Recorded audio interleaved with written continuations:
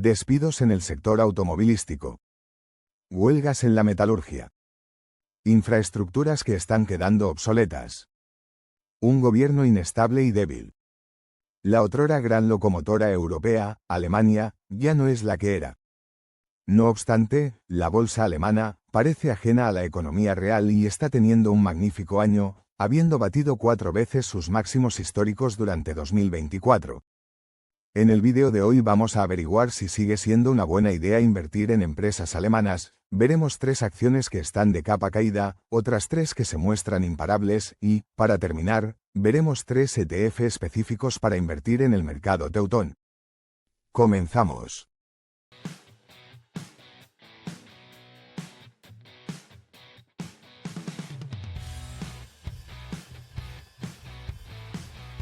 Alemania, el motor del crecimiento de Europa, está perdiendo fuelle. La economía germana se resintió durante la pandemia y, desde entonces, no ha logrado enderezar su rumbo. Así, en los últimos 5 años ha crecido solo un 0,2%, frente al 4,6% de media de los 20 países que utilizan el euro. Varias razones explican esta ralentización económica.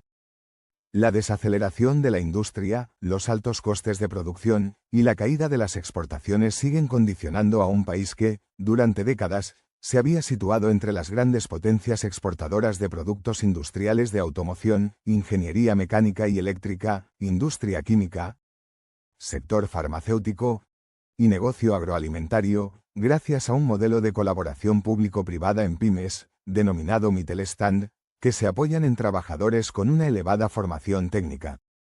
Se tratan, todas ellas, de empresas muy especializadas, con gran crecimiento y exportadoras, pero que dependen en buena medida de los gigantes del sector y de la economía nacional, por lo que, cuando su actividad se resiente, supone un duro golpe para la economía de todo el país. Y es que, cabe recordar, el 99% de todas las compañías alemanas son pequeñas y medianas empresas que suponen cerca de la mitad del PIB del país y que el 55% de los más de 45 millones de empleados de Alemania se concentran en unas 3 millones de pymes. Para colmo, a los problemas ya comentados, se suman ahora las medidas proteccionistas de Estados Unidos y China en materia de importaciones. En el primer caso, el retorno de Donald Trump a la Casa Blanca podría afectar sobremanera a la economía de Alemania si el mandatario estadounidense consigue llevar a cabo sus políticas arancelarias. Desde el lado chino, y pese a que el gigante asiático se ha convertido durante la última década en un socio principal de Alemania, en los últimos años China no está creciendo tanto y ha disminuido su demanda internacional. Adicionalmente, la modernización y el desarrollo de China convierten a este país, competidor directo en muchos sectores donde Alemania ha sido tradicionalmente fuerte y, un ejemplo claro, es el sector del automóvil y de coches eléctricos, donde las empresas asiáticas llevan la delantera gracias, en parte, a los incentivos que recibe el sector de su gobierno. En este sentido, Volkswagen, de la que ya hemos hablado en otro vídeo del canal, ha personificado los problemas económicos de Alemania y ha pedido a su personal que acepte recortes salariales, advirtiendo que podría cerrar plantas en el país por primera vez en sus 87 años de historia. Sus rivales BMW y Mercedes-Benz se encuentran en la misma situación y han revisado a la baja sus expectativas de beneficio y sus planes de producción. Tampoco se libran las empresas auxiliares del sector como el proveedor de repuestos para automóviles ZF, que espera despedir al 25% de su plantilla en el país bávaro, unos 12.000 trabajadores, el mayor proveedor de piezas de automóvil del mundo Bosch, que reducirá 4.000 puestos de trabajo, o el fabricante de neumáticos Continental, que ha anunciado un fuerte plan de recortes de plantilla en sus fábricas con el fin de recuperar 400 millones de euros al año. Por último, el fabricante de componentes automovilísticos Schaeffler comunicó la eliminación de 4.700 puestos de trabajo en 15 ubicaciones de Europa, de las cuales 2 cerrarán definitivamente, como parte de un plan para ahorrar unos 290 millones de euros anuales a partir de 2029. Todos estos factores, por tanto, han lastrado a las corporaciones teutonas, también muy penalizadas por el encarecimiento de la energía tras la invasión de Ucrania, que impacta de manera especial en el país germano debido a su dependencia del gas ruso. Si bien es cierto que, ante esta situación, la industria alemana y la UE optaron por reforzar su estrategia en energías renovables y descarbonización, también debemos tener en cuenta que la transición hacia una economía verde está resultando muy cara para las compañías. Por último, y por si todo esto no fuera suficiente, la inestabilidad política interna ha derivado en unas elecciones legislativas anticipadas el próximo 23 de febrero de 2025. La famosa coalición Die Ampel, o semáforo, que aglutinaba a socialdemócratas, liderados por el canciller Olaf Scholz, liberales y verdes, estalló el pasado 6 de noviembre al ser incapaces de concretar un acuerdo para el presupuesto de 2025. Pese a todo, la bolsa alemana parece ajena a los problemas de la economía.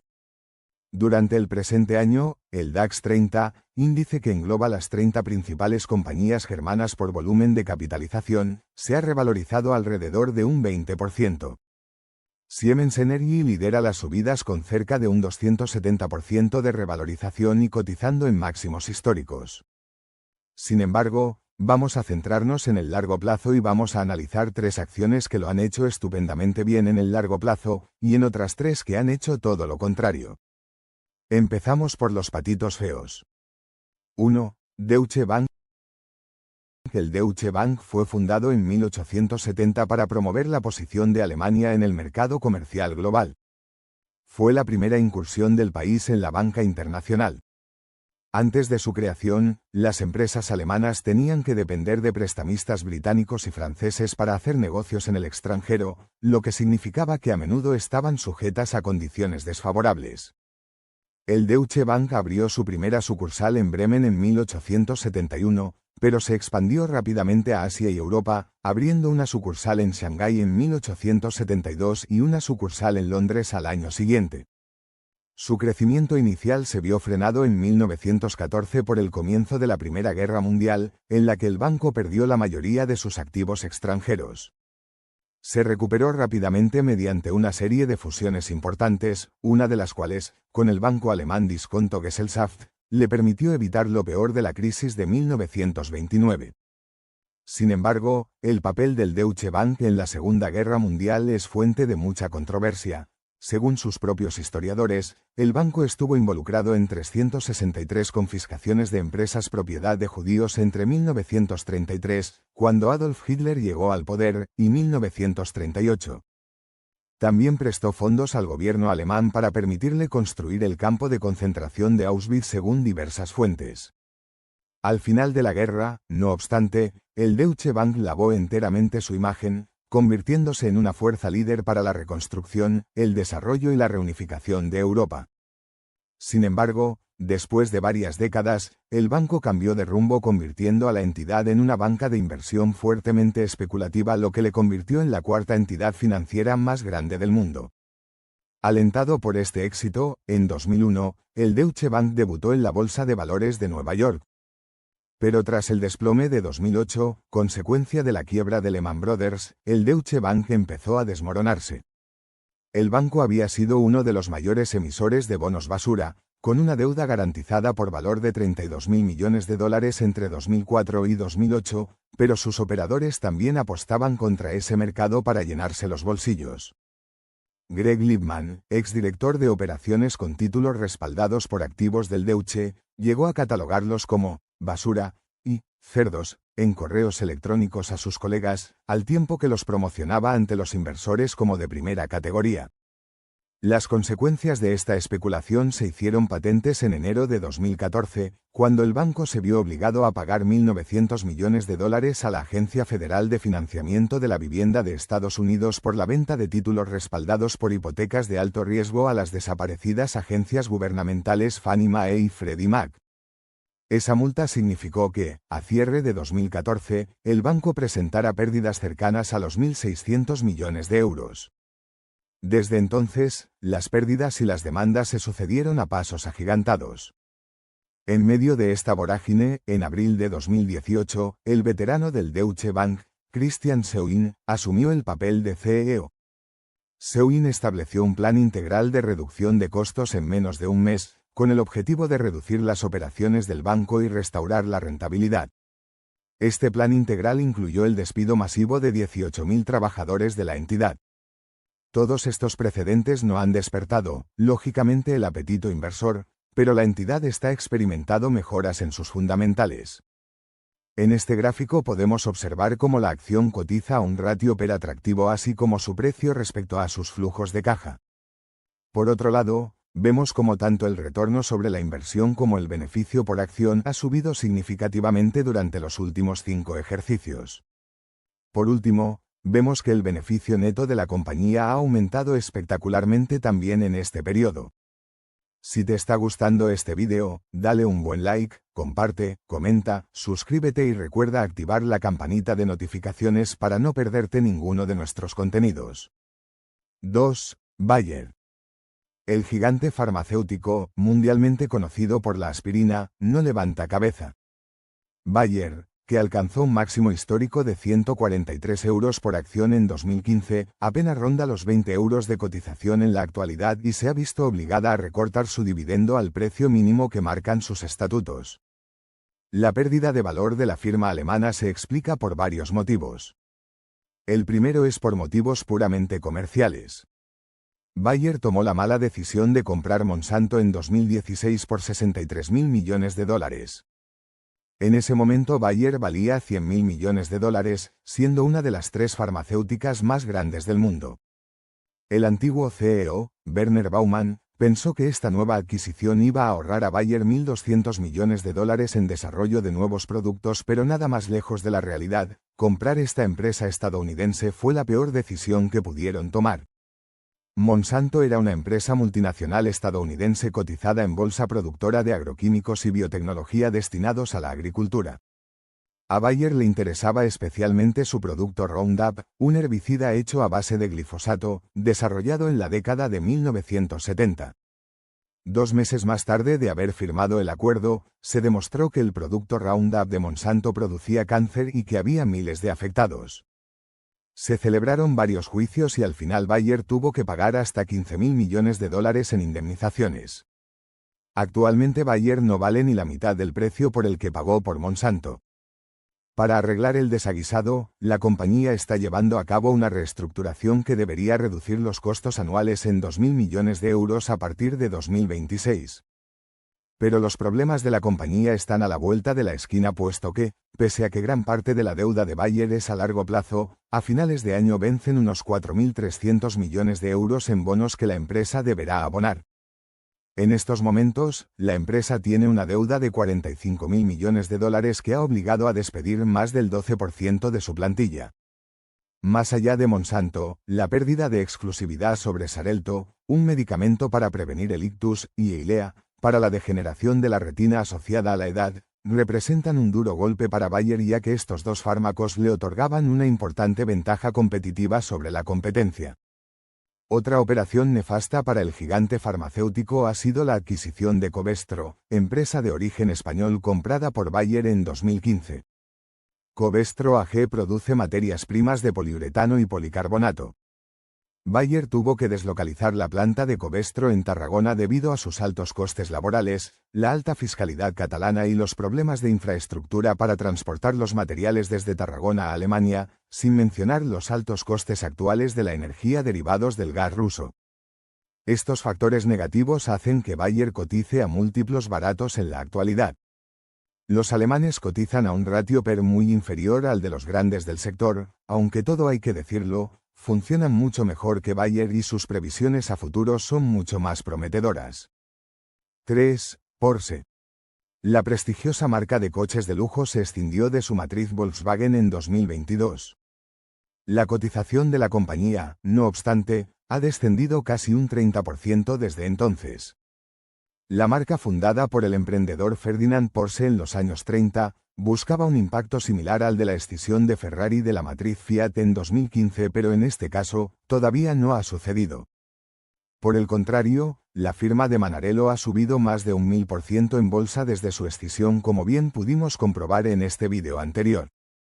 La gran diferencia entre ambas marcas es que el verdadero lujo viene ante todo de la exclusividad. Sin embargo, el fabricante alemán fabrica 20 veces más vehículos que el italiano y los vende a la mitad de precio, por lo que la percepción de exclusividad por parte de Ferrari es más alta que la de Porsche. Haciendo un paralelismo con el sector de la moda, podemos comparar a Ferrari con Hermès y a Porsche con Hugo Boss. En el siguiente gráfico podemos ver cómo por fundamentales Porsche cotiza a múltiplos más baratos que Ferrari, pero esto no quiere decir que sea mejor inversión. A continuación, vamos a analizar empresas que representan el polo opuesto y están funcionando como un cohete en los últimos años. 1. Rheinmetall. Rheinmetall AG es una empresa armamentística y de la industria de automoción de Alemania, el mayor fabricante de armas del país y el 10º en Europa. El sector de defensa se ve impulsado tanto por la escalada de los conflictos en Oriente Medio y Ucrania a corto plazo como por la previsión de un mayor gasto en defensa por parte de los países que integran la OTAN. Las ventas de la compañía crecieron en comparación con el año anterior en 955 millones de euros, es decir, un 33%, hasta los 3.815 millones de euros. El margen operativo del grupo subió hasta el 10,6%, mientras que el flujo de caja libre operativo aumentó en 306 millones de euros. El grupo prevé unas ventas de alrededor de 10.000 millones de euros para 2025. Sobre la base de estas previsiones de ventas y teniendo en cuenta los costes de tenencia, Rheinmetall estima una mejora del resultado operativo y del margen operativo de entre el 14 y el 15%. 2. MTU Eneris. MTU Aero Engines AG es uno de los principales fabricantes y proveedores de módulos y componentes para motores de aviones civiles y militares. Los objetivos de crecimiento para el próximo año hacen que la cotización se dispare en los últimos tiempos hasta máximos históricos. Se espera que la facturación ascienda a entre 8.300 y 8.500 millones de euros y que su EBITDA aumente significativamente en 2025. Como en el caso de Rheinmetall, esta clase de empresas defensivas harán su agosto en caso de que siga el ambiente prebélico que se ha instalado en el mundo en los 2 últimos años. 3. Münchener Rück. Münchener Rück AG es una empresa reaseguradora alemana fundada en 1913 con sede en Múnich. Es la compañía de reaseguros más grande del mundo con más de 5.000 clientes en 160 países reasegurando a compañías de seguros de toda índole. Su cotización en bolsa prácticamente se ha doblado en el último lustro, constituyéndose en una de las mejores acciones del índice alemán. Todo el mundo necesita seguros de algún tipo y las aseguradoras también necesitan protegerse de sus propios riesgos, por lo que Münchener Rück representa el paradigma de empresa con ingresos estables y predecibles que tanto gustan a inversores de la talla de Warren Buffett. La compañía cuenta con una sólida reputación en su política de prevención de riesgos que incluyen planes de contingencia incluso en casos de eventuales cisnes negros. Antes de concluir el vídeo vamos a echar un vistazo a 3 interesantes ETFs centrados en el mercado alemán. 1. Amundi DAX 3 UCITS ETF ACC. Se trata de un ETF de acumulación de exacta réplica física. Con unos gastos corrientes de apenas un 0,15%, se trata del ETF ideal para obtener una fidedigna exposición al mercado de valores alemán. 2. ISERS Stocks 600 Europe Automobile y Parts UCITS ETF. Este ETF replica el índice Stocks Europe 600 Automobile y Parts, que incluye a las principales empresas europeas del sector de automoción y piezas de repuesto, siendo el país germano la nación más ponderada por número de empresas. Vemos en este gráfico la magnífica rentabilidad obtenida por este fondo cotizado a lo largo del tiempo. 3. ISERS Germany Gov Bond UCITS ETF. Este económico fondo cotizado permite tener exposición a la deuda pública alemana, una de las naciones con una más alta calificación crediticia del mundo. Invertir en conocimiento paga el mayor interés y no exige comisión a cambio.